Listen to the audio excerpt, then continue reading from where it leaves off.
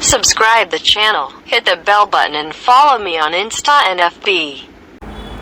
नमस्कार दोस्तों, आज हम जिस टॉपिक के ऊपर बात करने जा रहे हैं वो बड़ा ही सेंसिटिव टॉपिक है और ख़ासकर इंडिया के अंदर ऑब्वियसली होना भी चाहिए था, क्योंकि हमारे इस देश में लगभग सभी प्रकार के जो रिलीजन है वो सर्वाइव कर रहे हैं।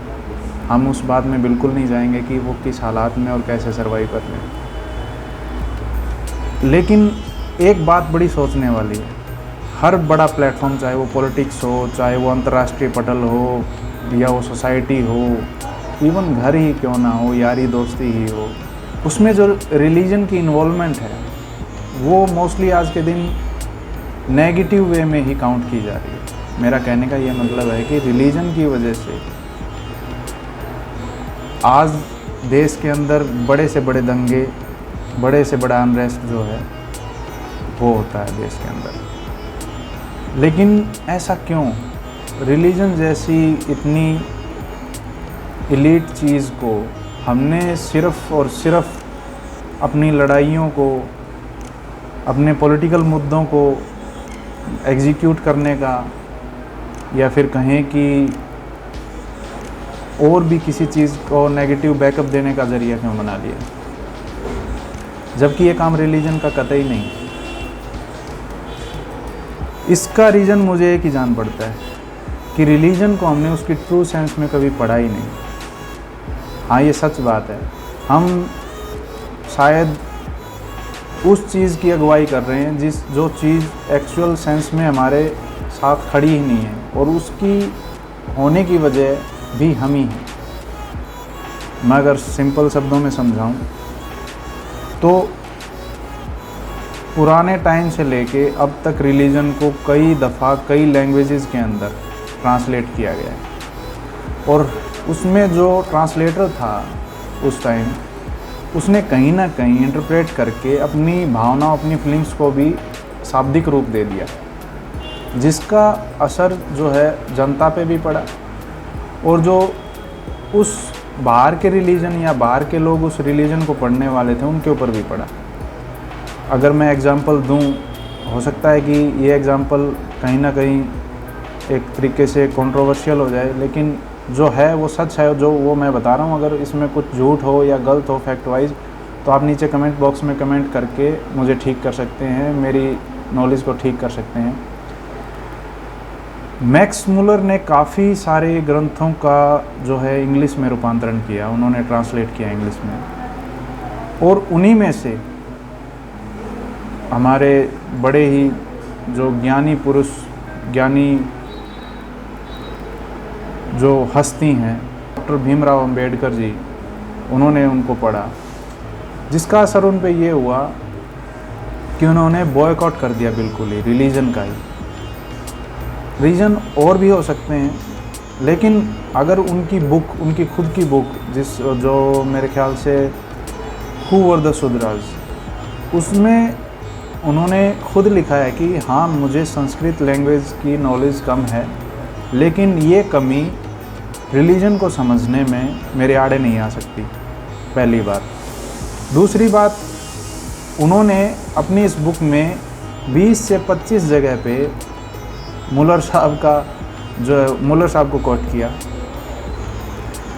एक ऐसा आदमी जिसने रिलीजन, हिंदू रिलीजन के जो की स्क्रिप्ट्स थी उनको मिस इंटरप्रेट करके उसको ट्रांसलेट किया, तो उसका असर देख ही रहे हैं आप, जो पड़ा बाद में और आज तक हम झेलते आ रहे हैं।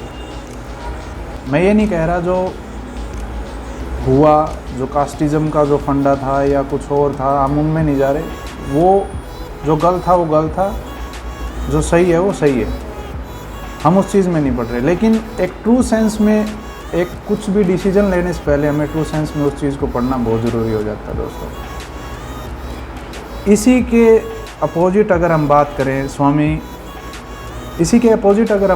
स्वामी विवेकानंद जी, 1893 के अंदर शिकागो के अंदर पहली पार्लियामेंट हुई जो रिलीजन के ऊपर थी। 11 सितंबर को उन्होंने सभी को भाषण दिया, जिसमें उन्होंने बोला कि सभी को मेरा नमस्कार, और सभी को उस देश का नमस्कार जहाँ जो सब धर्मों का जन्मदाता है, जो जननी है, जो धरती, और हम हर रिलीजन को सत्य मानकर एक्सेप्ट कर रहे हैं 2-3 बार। तो एक तरीके से सेकुलरिज्म टर्म इसको हम बोल सकते हैं। अच्छा, ये भी एक बड़ा पंगा है, हमने सेकुलरिज्म को सेकुलर कीड़ों का रूप दे दिया और लिबरल को लिब्रांडो बोलने लगे, जबकि हमें पता ही नहीं है सेकुलरिज्म जो है ट्रूली प्रैक्टिस कैसे होता है, लिबरलिज्म ट्रूली प्रैक्टिस कैसे होता है। आप लेफ्टिस्ट को इन चीज़ों से कनेक्ट मत कीजिए, ये अलग चीज़ें हैं दोनों। इतनी सारी चीज़ें होने के बावजूद एक ऐसी चीज़ रिलीजन जो हिस्टोरिकली जिसके प्रमाण हैं कि रिलीजन के ऊपर आँच आते ही इस देश की हिस्ट्री चेंज हो गई, फिर भी हमने उसको उसकी ट्रू एसेंस के अंदर नहीं पढ़ा और हम रिलीजन और धर्म को इंटरचेंजेबल समझने लगे, जो कि कतई नहीं है। धर्मो रक्षति रक्षित है, धर्म की रक्षा कीजिए, धर्म आपकी रक्षा करेगा। शायद हम उसको इस तरीके से समझने लग गए कि जो धर्म हमारा है, जो डॉक्यूमेंट्स के अंदर लिखा हुआ है, हमें उसकी रक्षा करनी है। हो सकता है ये एक इसकी इंटरप्रिटेशन ये भी हो सकती है, हो सकता है एक इंटरप्रिटेशन ये भी हो सकती है इसकी। लेकिन अगर हम इसकी ट्रू एसेंस में जाएं तो धर्म यानी जो क्रीड्स हैं, जो सेट ऑफ रूल्स हैं, जो मोरल ऑब्लिगेशंस है, ड्यूटीज़ हैं, जिनके अंदर रह के इंसान को ये ज़िंदगी जीनी होती है, वो हम कहीं ना कहीं पीछे छोड़ आए, क्योंकि उतनी मशक्क़त ना तो कोई करना चाहता और ना किसी में इतना पेशेंस है। तो आज के दिन अगर धर्म को बचाना है तो धर्म को पढ़ो, हर धर्म यही बोलता है। इवन कुरान में भी, कुरान का पहला अक्षर है पढ़ो, इकरा, पढ़ो, ठीक है, एक ओंकार, ठीक है। रिलीजन में एक तरीके से हम ये सोच सकते हैं कि ये अलग अलग नदियां हैं सभी रिलीजन, लेकिन मंजिल एक ही है, समंदर, मिलना वहीं है जाके समझिए, रास्ते अलग अलग हो सकते हैं। अगर हम सब अपने अपने रिलीजन को ट्रूली उसकी एसेंस के अंदर रह के फॉलो करें, तो सबसे पहले इस चीज़ को करने के लिए हमें उसको उसकी ट्रू एसेंस में पढ़ना होगा, उस पर रिसर्च करनी होगी, उसके लिए मशक्क़त करनी होगी। फिर हमें पता चलेगा कि यार हम हैं ही नहीं, कि हम इतनी बड़ी तोप नहीं है कि हम रिलीजन को सेव कर सकें। हम तो बस इतना कर सकते हैं जो ड्यूटी अपनी बनती है कि हम नेक्स्ट जनरेशन तक उसको उसकी ट्रू फॉर्म के अंदर पास ऑन कर सकें, बस।